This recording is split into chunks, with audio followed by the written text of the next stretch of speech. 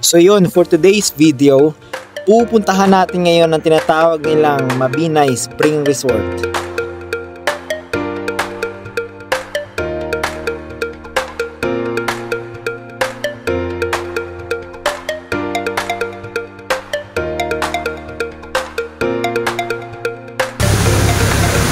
Hi guys, nandito kami ngayon sa Mabinay Spring Resort. Kaya, tara, let's go!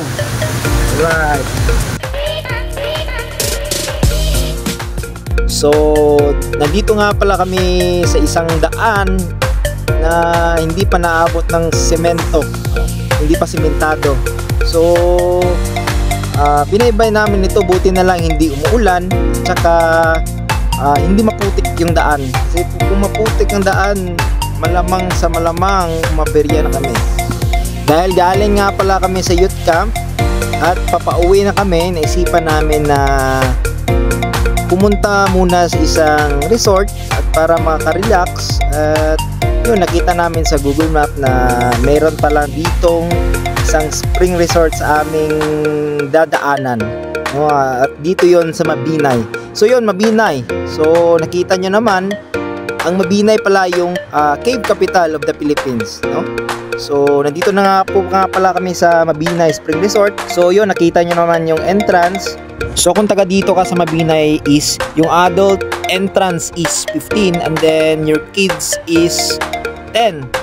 And kung hindi ka naman taga Mabinay, is yung entrance ng adult is 30 and then yung kids is 25.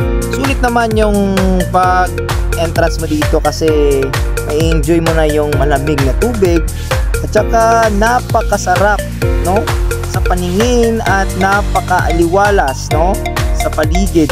Lalo na nandito tayo ngayon sa Mabinay Spring Resort, may enjoy mo talaga yung nature dito.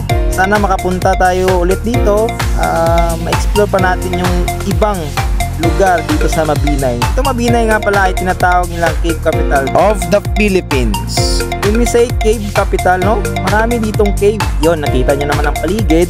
So nakita nyo yan, ang sarap maligo, diba? Napakalamig dyan ng tubig. So pagkatapos namin maligo at mag-relax, ay umuwi na kami kaagad, no? Para hindi kami magabihan. That's it. To God be all the glory.